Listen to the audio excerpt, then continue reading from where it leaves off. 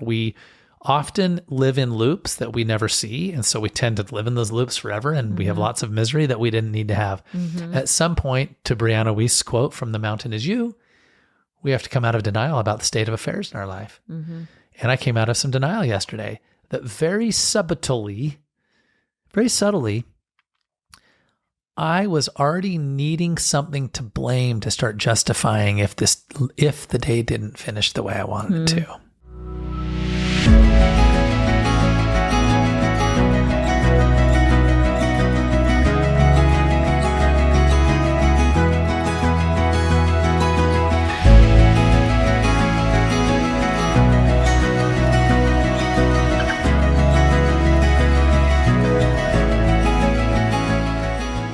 If you truly want to change your life, you're going to have to stop being in denial about your personal state of affairs. You're going to have to get real with yourself. You're going to have to decide that you love yourself too much to stop settling for less than what you really deserve. Oof. And this is a quote from The Mountain Is You, Brianna Wiest. And by the way, this is not a quote about, oh, you deserve way more. This is not, this is about this is about us stopping the settling of living in crappy ways. Yeah. Well, lower than we deserve. Well, I'm excited to hear about your bike race that you just did over the weekend as you talk about blame. Yeah. Because ultimately blame. There was some blaming that went on. Is a big part of denial, and blame is also not accepting responsibility. Yeah. So you take this one because you clearly just have a recent experience with this. Yeah, and the best part is who was one of the people that I was kind of blaming over the weekend. Oh, it was me again. At some point, we also get to talk about all the good things. I know, that I do. And we're going to talk about that. How I do show up, and we are going to talk about that. I was at the finish line this time. Yeah, absolutely, and all the spots in between. But yeah, one of the things we're doing with our episodes is we're coming in, and one of us is taking lead. This is a topic I brought today, which is a question, which is, what do we get? What is the payoff for blaming others? Oh. It's a rhetorical question. Don't answer it yet. I'm not. We'll answer it later. It's painful. But like, what is the payoff? The question was asked by my therapist yesterday. By the way, the whole thing is not about blaming Jen, but there was just a funny thing that happened. What is the payoff? And she said, what are you getting? And it wasn't really about the situation. She was really asking, let's move on into your life. What do you get in your life when you blame? Yeah. So I'll take lead. Let's go for it. I had a very painful / frustrating / comical experience over the weekend. What? Well, are you going to... Your hand? If you guys could see this, she just put her hand out. I was like, oh, do you need something? Question. Dwight Schrute. Question. Are you going to finish reading the rest of the quote? I don't think you finished it. Do you want me to? Well, yeah, because I had a painful experience about the following over the weekend. When we are in denial, we go into blame mode. Then we look for any reason to justify why we are the way that we are, or why we are in the state of affairs that we're in. The first step in changing anything is taking full accountability. It is no longer being in denial about the honest truth of your life and yourself. This is so fascinating because we've actually talked about racing and almost dying in the Grand Canyon, your experience. Yeah. But erasing both of our experiences on this show in the past. And it's interesting because we talked about the comically, we talked about the race that you missed the finish line for me here in town. I know. This actually gets pretty funny today because you're going to make me sound so awful. It's going to sound bad, but I actually am going to come out and say that it's not. Yeah. And the funny thing about you missing the finish line in March here in Santa Clara was that you're out walking my dog. And then, so I will say Jen has a disease that I do also. So some people have cancer or other things. We have what's called compressing timeitis. Or one moreitis. Yeah, one moreitis. What I call it. Yeah. So, well, and what it is it's the nature of thinking that you can compress time. Yeah. Right. It's thinking that, so I can do one more thing. Yes. So that did happen. Yeah. Right. What happened in Park City over the weekend was not really that way at all. No. And what happened, guys, is I spent 8 months of my life training for a race. And as a matter of fact, the race that we talked about the last time was actually part of the training plan for the Park City Point to Point. And the Park City Point to Point is considered one of the hardest mountain bike races actually in the world. And it's the hardest race in the state of Utah. Mm-hmm. And somebody today said, man, I think you're ready for Leadville 100. Well, you and I will share with people, finish times at the Leadville 100 and Park City Point to Point are in fact identical. Oh, are they? Oh, did you not know that? Mm-mm. Oh, you did not know that.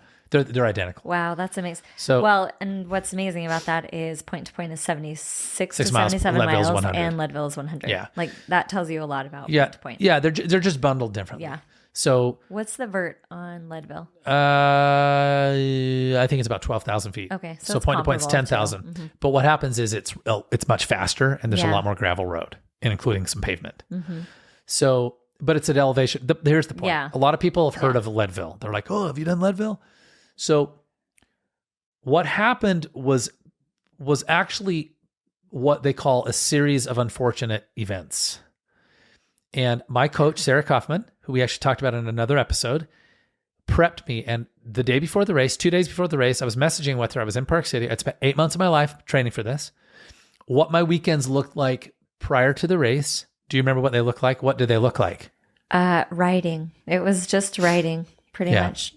You were biking all the time. Yeah. I mean, it was consuming all of Sunday. It dictated your summer. Yeah, typically, I'm so worried that microphone is too far from your mouth. I'm just going to ask you to move it like slightly closer. Okay.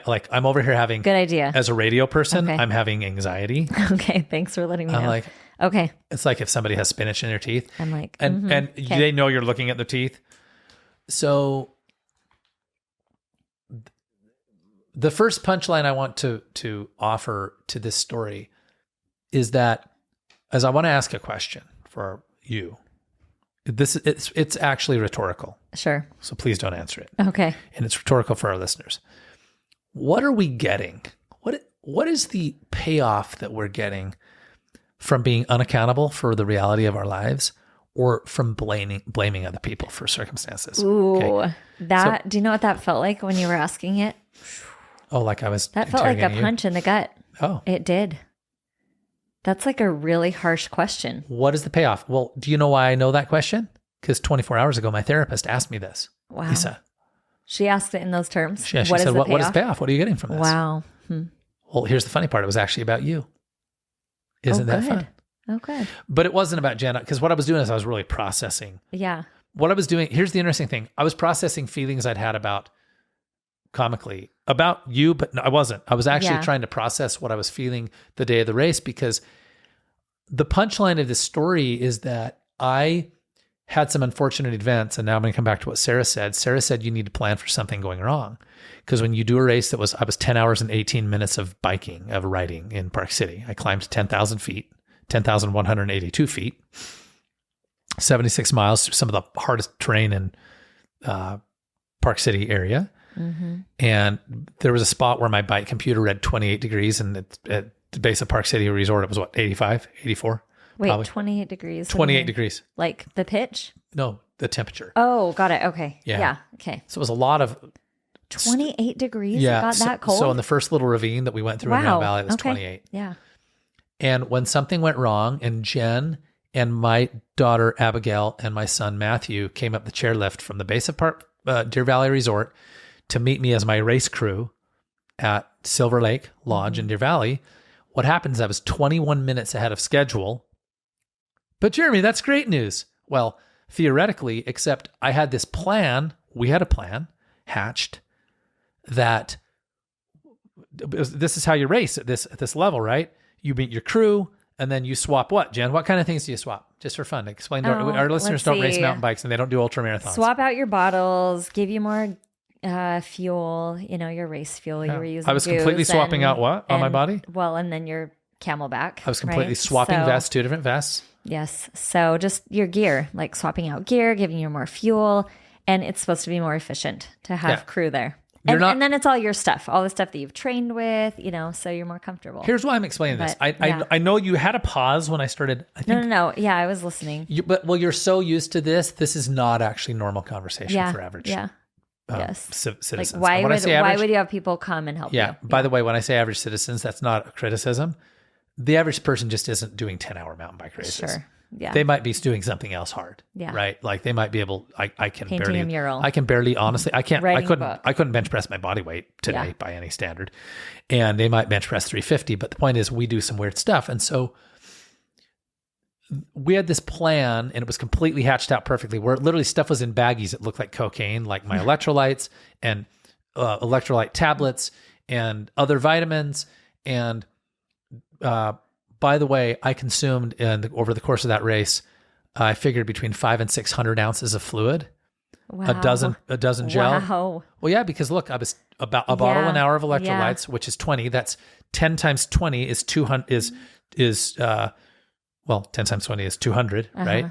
And then probably at least 4 Camelback bladders is kind of where I was at. Gosh, wow. So I figured it was about 500 ounces of fluid. Wow. Right? Does that sound accurate? Yeah. Yeah.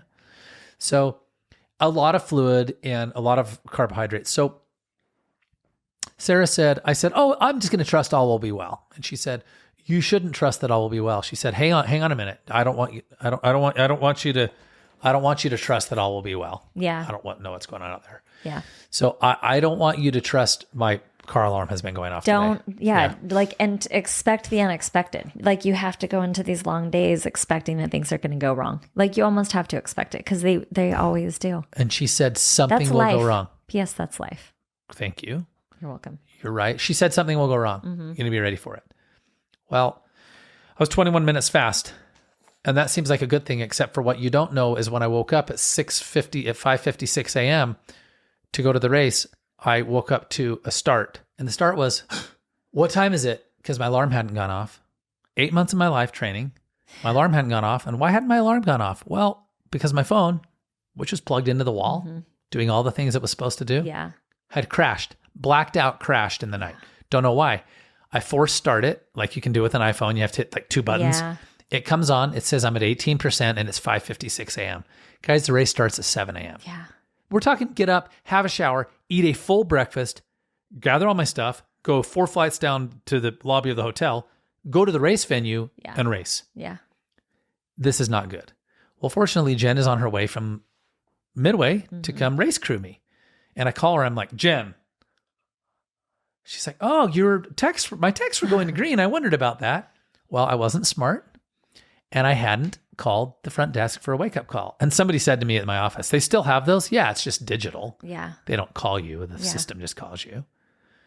And why didn't you have your alarm clock set? Well, on the nightstand. Oh, I'd unplugged it too nice before because I thought it was too bright. Mm-hmm. What's happened is I'm having a problem. Yeah.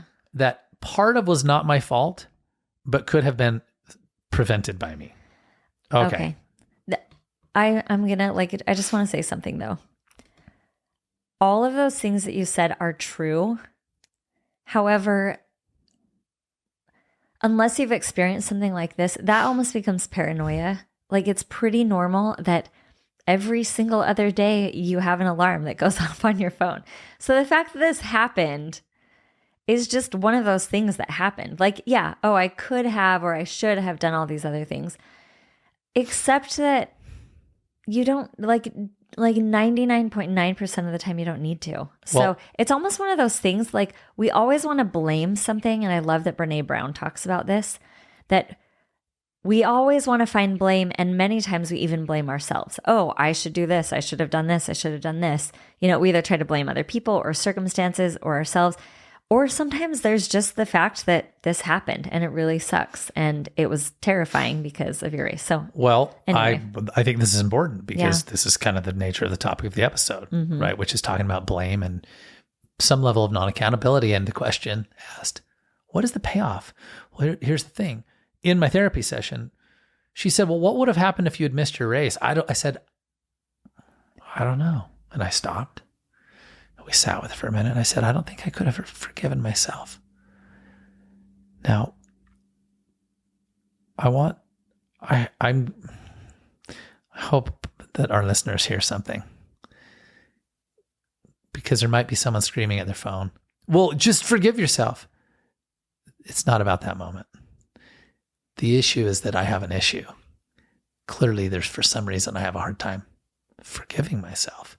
See, we think it's about the moment. Yeah. This is clearly an issue much bigger than forgiving myself for a race. Yeah.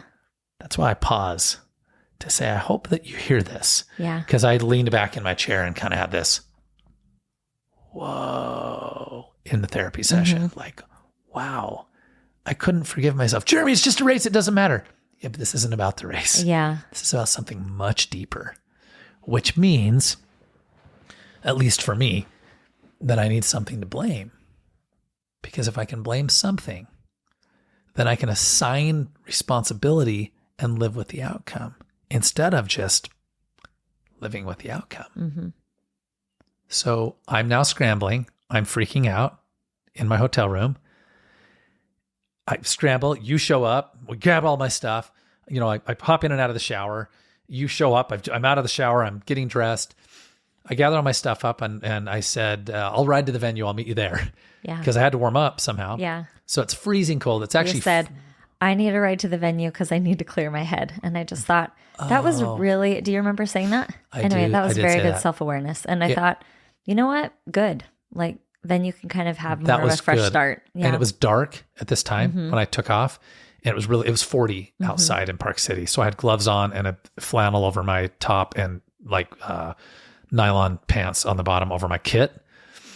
And it was very helpful to clear my head to get there. And the race started. Well, I was kind of frazzled. And so when the race started, the pro man went, and then the pro women went, and then like the most elite amateurs went. And then there was like a couple more stages, and I went in the wrong one. That doesn't matter legally in the race. Yeah. The problem is I went with a group that's too fast, and I didn't know it. So then what happens is, drum roll please, I show up to the Silver Lake Lodge 21 minutes ahead of schedule. And when I showed up 21 minutes ahead of schedule, you weren't there. I have a question for you. Yeah. I haven't asked you this. What was your mental state between, so I saw you at Round Valley, so you were 11 miles in, and then the next time we saw you was 25 miles. Is that right? Yeah. Which, guys, so I cannot describe it to you enough.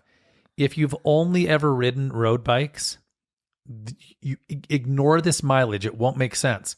Because when I got to where I met you at the next stop, this was 3,700 feet climbed and hard, technical, rocky terrain. Okay, go ahead. So anyway, but I see you at Round Valley. What was your mental state? Seemed you were hurried, like, hey, gotta go, but then you were off, so you stopped for 30 seconds at most, and then the next we saw you at Silver Lake. So what was your mental state between those two?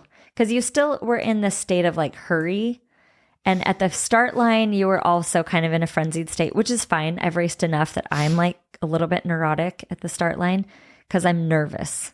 I'm really nervous. I'm actually freaked out about what I'm about to do.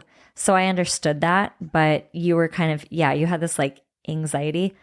And then you had a little bit less of it at Round Valley, mile 11. But then when we saw you at Silver Lake, so I'm just curious, like between Round Valley and Silver Lake, what was your mental state? Because I know what it was when we got to you. So the mental state is my heart rate monitor wouldn't kick on. Okay. Which doesn't seem like a big deal, but I trained for 5 months with it. And I used power and heart rate to measure where I was at. And it kept annoying me because I kept seeing on my computer that it was grayed out. If I hadn't been training with it, it wouldn't matter. Yeah. And my computer that is programmed to tell me to eat every 30 minutes. Jen, how much of a problem is it if you don't eat every 30 minutes when you're doing a 10-hour race? You won't die, but it can tank your race. Thank you. Just so people understand. Yeah. My computer did not fail to tell me to eat every 30 minutes one time since Mother's Day, which is the first time I programmed it when I rode from Hogle Zoo. Wow. Oh, yeah. Guess what my computer did in the race? It wasn't telling me to eat every 30 minutes. Was this the whole time? The whole entire 10 hours. I don't know what was going on. And by the way, I went out and rode Monday night after the race in Park City, like a little casual recovery ride. Bing, 30 minutes. It told me to eat. Talk about a self-sabotage. Yeah. Like, how is this happening? So here's what happened is I was aggravated. And I was in fear of how hard the day was. Okay. And so what happened is I was anticipating the steps. No one knows what the steps are unless you've ridden a point-to-point race. If you've ridden point-to-point, they are infamous. I was trying to just be with the first segment to Silver Lake Lodge, but I was already thinking about steps. I was already thinking about how long the day was going to be. I was annoyed that I was having to keep track of eating. Your nutrition. Because I may have, I don't think I overate, but I did have to keep looking at my computer instead of just like being present. Yeah. Well, and then here's what happened.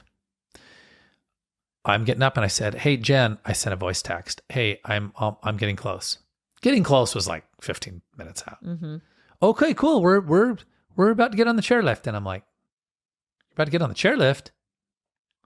Like, I'm almost to the top. Mm-hmm. "Hey, I'm getting really close. We're on the chair. I'm almost there." I'm voicing this.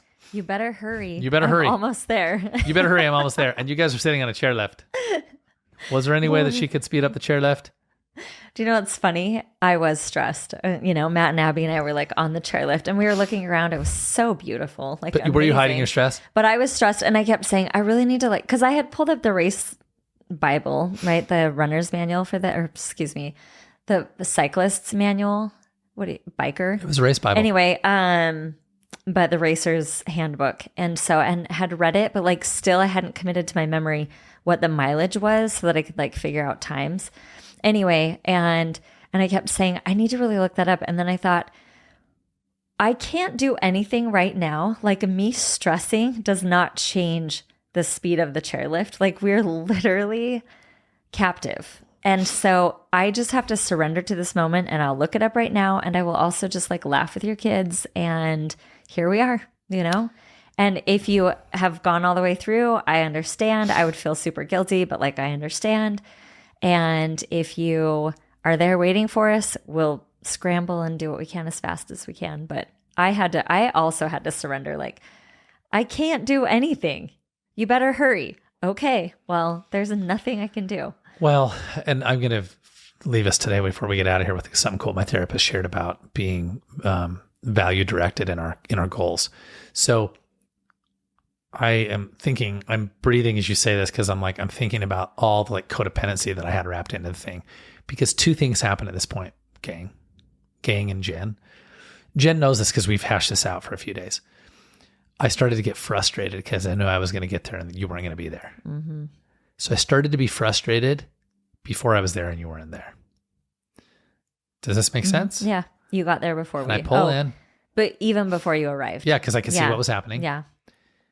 Instead, so guys, what happened is I started to get frustrated before I got there and you weren't there to crew me and change my stuff. Mm-hmm. Instead of going, I better anticipate that they're not going to be there. Mm-hmm. I'm going to go straight to the aid station people, let them refill my bladder, and they actually have the same product I drink, take in some stuff, and potentially just be gone before they even get there. So two things happened. I was both angry with you guys, and I was feeling codependent because I probably could have realistically left before you got there in hindsight. Mm-hmm. And instead, I waited around because I also felt bad because if you missed me, that you would feel bad. Mm-hmm.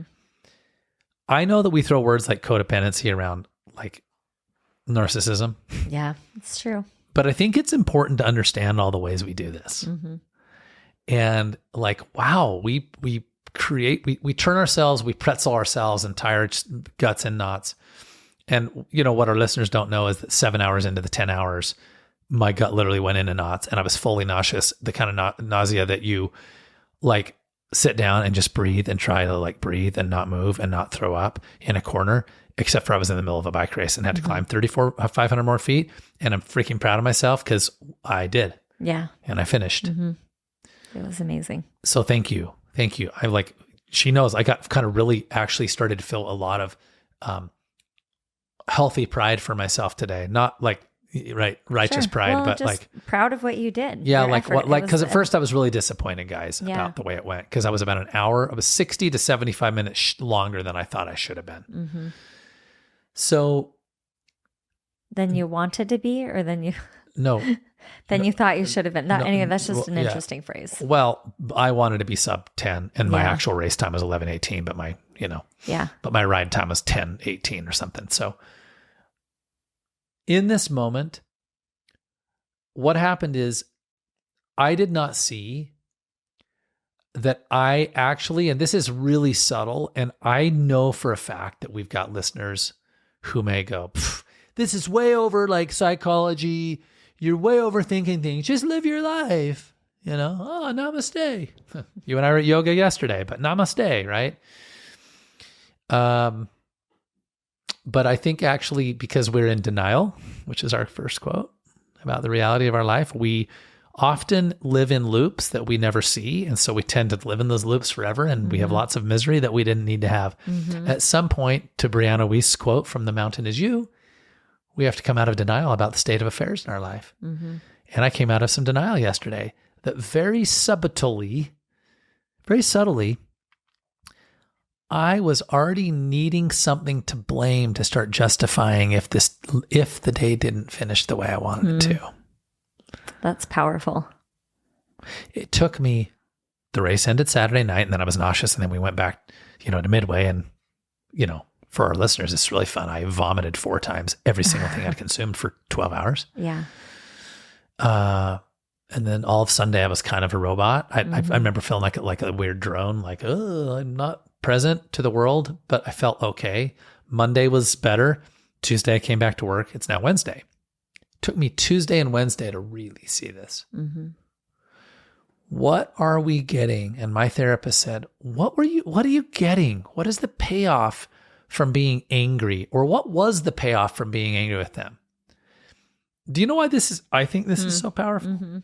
It's a good question. Yes, because see, the reason we stay in the loops that people go, oh, it's no big deal. I mean, you were just angry, brush it off. It was a bad experience. That is actually to miss the opportunity to figure out, so I don't have to actually do this again. So you don't have to do the race again. Do this loop, this behavioral misery. Okay. Because if I'm having all those things in my head, I'm really just miserable myself, right?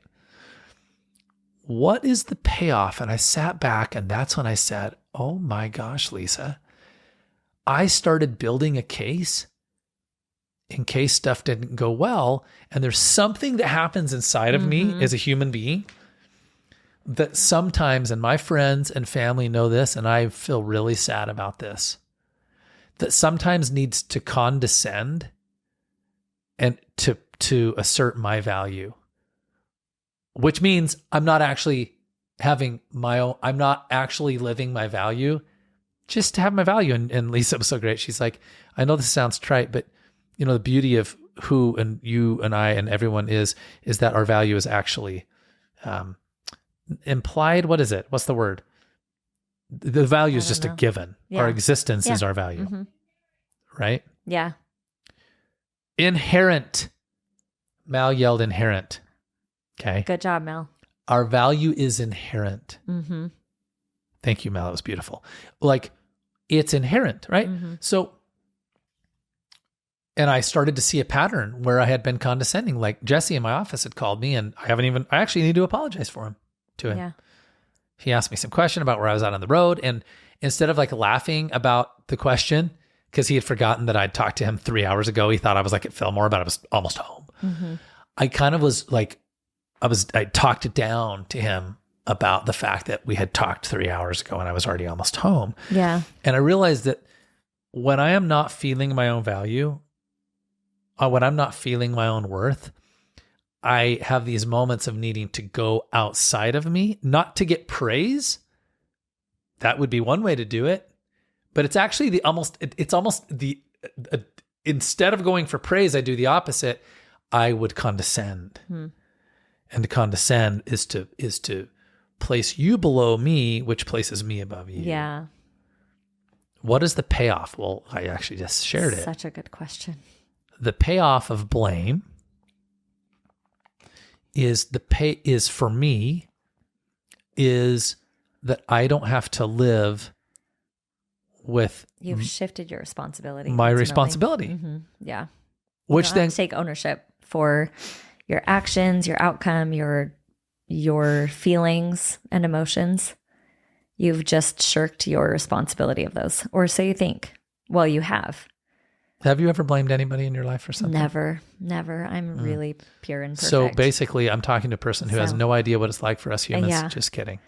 Are you kidding? No. Of course you have. You know that I have. But you know what? I've worked really hard. Lots of self-reflection and facing myself in the mirror. Anyway, that's a topic for another day, but I've worked really hard to let things go and not let them fester. Well, just for fun, Jen, on that note, to let things go. Okay. Yeah. What if I had woken up and you weren't coming to bail me out, so to speak? Yeah. Because, Jen is my crew chief. So the reality is you would have knocked on my door by about 6:10, I had a key, 6:15. so I would have come in. Oh, I'd given you a key so you could come in. But you would have knocked on the door. It doesn't matter. Yeah. There was something that would have woken me up. Yes. And then the stress would have been exceptional. So what if that had not happened, right? And so Elisa's like, so what if you'd missed your race, right? And I said earlier, well, I wouldn't have been able to live with myself. And then I'm thinking, why? Why would I not? Would I die? Like, would I, literally, would I just disintegrate? Yeah. Like in the Avengers movies when he did the thing with all the stones and half the human race just disappeared. They're like, they just turned into ash. Is that what was going to happen? Yeah. I've always ended up living with myself eventually, even with my biggest, and I've made some horrific mistakes in my life that were way more important than being late for a bike race. Yeah. So what is the payoff? I'm going to keep asking the question because it's a rhetorical question. Lisa talked to me about, go ahead. Well, I'm interrupting, but I think it's an important question. What is the payoff for blaming others? What is the payoff for blaming circumstance? What is the payoff for blaming ourselves? And oh my gosh, because we talked about that last night. Blaming ourselves. Well, about what happens when I can't accept myself. It means that then. And then I think you flip it on its head and say, well, and then what is the detriment of doing that, right? What is the detriment of blaming others, the detriment of blaming circumstance, the detriment of blaming ourselves? We rob ourselves of joy.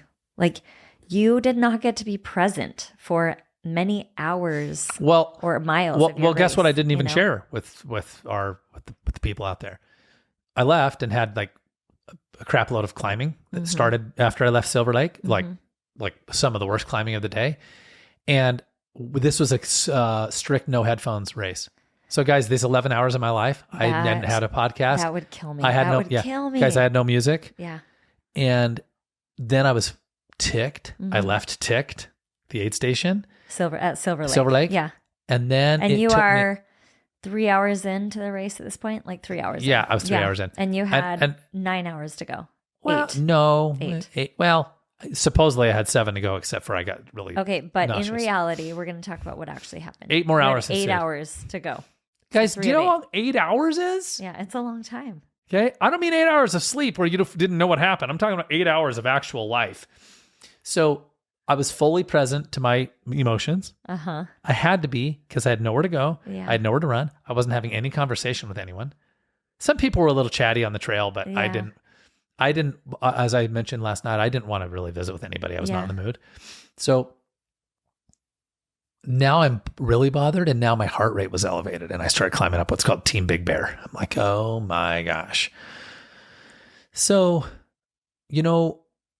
I peel out of there, and I'm more upset than when I started. And now I've got to come back down off of that. And there's this payoff. And I think what's so fascinating with blame is we don't want it. We don't want to be angry. We don't want to be resentful. We don't like how it feels, but there's some sort of warm blanket that it represents that we wrap around us. Oh, I kind of like having a little thing that I can hold against you. And this is something I actually see in real estate. And we talked to the organization today. I said, guys, you have 100% of the responsibility to grow your business. You know what's funny? Do I actually think, if I said that and that's what I truly meant at its core, that would mean that I have 0% responsibility to help my salespeople, right? That was what it technically would mean. Do you think that I have no responsibility to help my sales team? No. No. Yeah. I. Of course you do. Yeah. How many days a week do I go to the office? Yeah. Well, All the days. 5, yeah. Yeah. How many days do I train with my team? 4 days a week. I'm with my team 5 days a week. I'm constantly deploying value on them, constantly giving them new scripts, constantly giving them new tactics to use, constantly giving them economic data. Yet I told them they're 100% responsible for the success of their business. Because the problem is if we don't take 100% responsibility for our outcomes, we then start trying to place it somewhere else. And then it gives us this little warm blanket that we get to hold on to and go, well, Jen did it, or Jeremy did it, or Seth did it, or so-and-so didn't do it.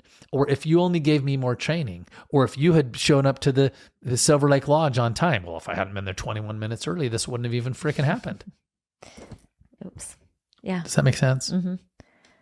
Okay. So I have a question. Yeah. How do you remedy it? Because identifying it is, I guess first and foremost, you have to identify it, but how do you remedy it so that it's not a pattern? You said, okay, there is this pattern, there's this cycle. So that it's not robbing you of the outcomes that you want. And ultimately, let's be honest, is it really the outcome that you're seeking, or is it the experience? It's the experience, which was what I was alluding to. So I'm going to answer the question. Lisa shared, she said that it's so critical that our goals are value directed. Value directed meaning that they're directed by values instead of outcomes. So I'm now having a lot of fun with the race experience today, 4 days later, 3 days later, as I see things 4 days later, as I see things clearly. And I'm like, what a cool experience. And I'm kind of fascinated about training again for it and others, and going back and doing it again. And by the way, showing up on time to the start line, and breathing more deeply. And there's so much, right? Yeah. But if I trained for 8 months and I technically followed the training plan for 5, I was 140 days on the plan, but I was training months before. The race was only 11 hours of my life. It was 1 day. So when we talk about the joy being in the journey, that is what being value directed is, as in you're directed by values. Yeah. So if the goal is to have an outcome in the race, I'm going to be miserable unless I get it. Correct. If the goal is a value of, I'm here to find out what it's like to do this. I'm here to find out how to navigate my emotions without headphones for 10 hours racing that hard. Yeah. Jen, it's hard to not have a phone or headphones. We have a whole episode on phones. It's hard, right? Yeah. It's hard enough to do it for 10 hours. Yes. In a happy place. Yes. With a bowl of ice cream or soda. I was hurting. Yeah. So how do we stop it? Well, Mark Groves always says, how we change a pattern is we take a new action. And I'm only going to tell you what I do when I'm working on changing patterns. The next time you see it, you stop, hard stop, and acknowledge, here it goes. This is me. And I think in that moment we ask, what's happening? What's going on right now? Yeah. So doing some self-analysis and self-evaluation. Yeah. Like self-talk too. Yeah. Self-talk. Like what is going on right now that, like, I can feel it, like, ooh, it's like hilariously, it's coming up like a fart or a burp. Like, oop, here it comes. You know what I mean? Like, I can feel it. And when I said that I had mentioned to my friend that I felt like I had a condescending tone, I think number one, I think, is hard stop when you feel it coming up, and attempting to make a completely new action. Yeah. Here's the interesting part. Try, if you're right-handed, to throw a baseball with your left hand. And vice versa. It will feel, won't it, Jen, completely awkward to change the behavior. Yeah. But the behavior that I was doing before is terrible, and it has terrible outcomes. Yes, but it's what you're used to. Does she talk about it in the book or not? Right? Yeah. Brianna Wiest says we will actually continue the same behavior over and over again, even if it's detrimental to our health and our sanity. Because it's what we know. Yeah, it's familiar. So you asked a question, and I'm saying this is how I do it: is I try to acknowledge, whoop, it's happening. Ask the question, why is this happening? What am I feeling? And then I'm about to go right. I better go left. And then I think the last thing for me is to start taking ownership when I sin. Do you remember me saying for our listeners, what in Greek sin actually means? When in archery, they would pull the bow back and shoot an arrow. Okay. Archery. So it means, do you remember? Or you don't? No, I remember. Yeah. Yeah. It means to but what? I don't remember the answer. Oh. Because I'm thinking of, I don't miss the mark. There you go. It's miss the mark. So I was thinking of, so the term repentance in Greek means a change of mind. A change of mind. There you go. Thank you. So that's why I was thinking. So I'm using the word sin kind of like intentionally and comically because the next time you sin, as in just miss the mark, I think how you change the pattern is, so I'm going to tell you something. If 4 times a week on average, I'm condescending for even 25 seconds in a way to someone, and I never acknowledge it, the pattern never changes. Do you know when the pattern changes? Is when I start saying I'm sorry every time. Do you see what it does? Yeah. It's almost like it rams something in the ditch where all the water's running and diverts it. Yeah. Right? Yeah.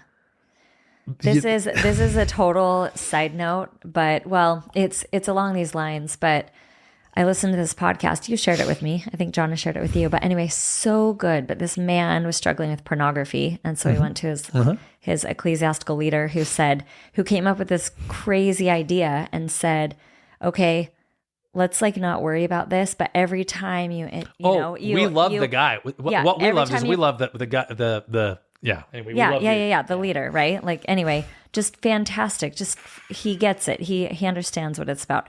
But anyway, he said to the guy, okay, every time you engage in pornography, you go do a kind act. Like, it doesn't matter if it's 2 a.m., 3 a.m., 2 p.m., like you do a kind act. And it took the guy 6 months. And at first he's like, this is stupid. Why am I doing this? And even the leader was thinking, I don't understand why this came to my mind. But anyway, and then 6 months later, the guy came back and he said it worked. And the reason it worked is because he had identified himself as somebody addicted to pornography. Yeah, which is fully moralizing it in too many ways. And then but then all of a sudden he stopped identifying himself and labeling himself as someone addicted to pornography, i.e. I'm bad, i.e. I'm never going to change. And I've tried too many times in my life. And anyway, and so suddenly he started identifying with being the kind guy, a guy that actually does kind things for people, random acts of kindness and just like a good text or things. And so it just changed his perspective about himself. And I think ultimately that's one of the biggest remedies is if we're always in that mind loop of, I'm angry. I've got a fixed mindset, not a growth mindset. I'm the kind of right? guy or gal who is. Yes, exactly. And as soon as we label ourselves, then we've just limited ourselves. We've just chained ourselves. And so if we can actually break free from that and, and sometimes there's even a flip side of, well, I'm the kind person, so I can't speak up. Sometimes we need to speak up because that is the kind thing to do. Right. And so anyway, but to your point, if we can change the apology loop, every time that I'm condescending is the pattern interrupt. Yes. So right? Yes, I freaking love that. But I love it because it then changes it from like I am this. Well, and ultimately, as you were talking, I was just thinking the biggest problem that we have in ourselves, the reason why we limit ourselves, and the reason why we find ourselves in a state of unhappiness is that we're focused on I and me and self, and I deserve this.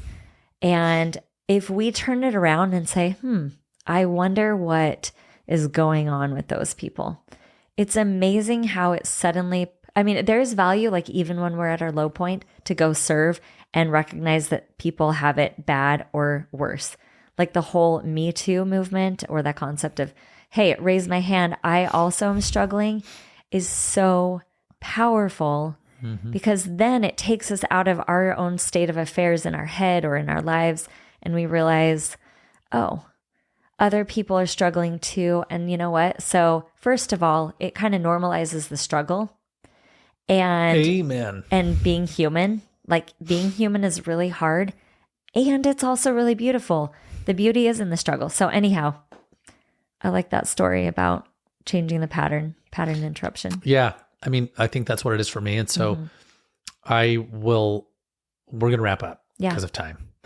I'm going to leave you and I'm going to leave all of our listeners with 2 questions. And I've asked one. When you blame, AKA don't take 100% ownership for your life, right? What are you getting? What is the payoff, right? And then I want to add, what's the detriment to it? Ooh. Because I think it's both, Well, yeah. Obviously, the payoff is supposed to be satirically rhetorical. Yeah. You're like, why are you? Because you're getting something from it, or you wouldn't be doing it. Sure. Right? And obviously, the answer is, well, it's not a positive, right? Like, there's generally not a positive outcome. Yeah. But then, what's the detriment? And so I love that. Like okay, perfect. Mm-hmm. And then, so that's a 2-part question. Yeah. And then question number 2 is, what would it look like to take total and complete ownership of all of the outcomes of your life? Even if, yes, some of them aren't your fault. Mm-hmm. What would it look like to take 100% responsibility for your life, your finances, your health, your relationships? I think this could be a fun writing exercise for people. Yeah. And me. Yes. Right. I'm going to actually pull up those notes from The Mountain Is You because it continues. Let's see. Yeah. Okay. Yeah. Maybe sign us off with. It says. With a piece. Because you say, let's see, you said, you left here. The full step in changing anything is taking full accountability. It is no longer being in denial about the honest truth of your life and yourself. Sorry, the first step. Mm-hmm. The first step, you corrected that, in changing anything is taking full accountability. Okay. It doesn't matter what your life looks like on the outside. It is how you feel about it on the inside. It is not okay to be constantly stressed, panicked, or unhappy. Something is wrong, and the longer you try to love yourself out of realizing this, the longer you will suffer. The greatest act of self-love is to no longer accept a life you're unhappy with. It is to be able to state the problem plainly and in a straightforward manner. And then, here's your writing exercise. Get a piece of paper and a pen, write down everything that you're unhappy with. Your finances, write down every debt, asset, bill, and income. Get out of denial and into clarity about what's really wrong. And ultimately, you have a choice. You can make peace with that fact or commit to changing it. The path begins where you are now. Yeah. And obviously there was a financial angle in that piece. Yeah. But whatever that is. I'm going to tell you. So I love that you shared that as we wrap up, because do you see how that ties to what I said early in the episode, where people are like, oh, well, just let it go and move on. You're just over analyzing this. No, because we actually don't analyze it enough, we stay stuck in the loop. And what did she say? You're unhappy and you keep staying there because you actually don't ever stop and go, wait a minute. Yeah. There's something wrong in this pattern. Yeah. There's something wrong that I just keep stepping on the same piece of glass, the same thorn. You got one in your toe this morning running. Like, how many times do we want to trip on the same thing in the house, right? Before we go, I need to move it. Yeah. I'm telling you guys, and I'm just going to add, I love what she said. The self-love movement is so classic. Just love yourself. Do you know what a farce it is to just love yourself without actually changing your behavior? Yeah. That's why it doesn't work. Yeah. What works is loving yourself enough to fix the pattern. Guys, you can visit me at Jeremy Leon Larkin or that's my personal page, at Larkin Group is our real estate company. We'd love to help you there or whatever. And Jen? I'm at Dandelion Runner on Instagram. And please follow us on YouTube. All the platforms. Spotify, Apple One of them. Podcasts. And share it. Guys, share this with someone today. Please do. I think someone needs to hear and start taking ownership. All right, over now.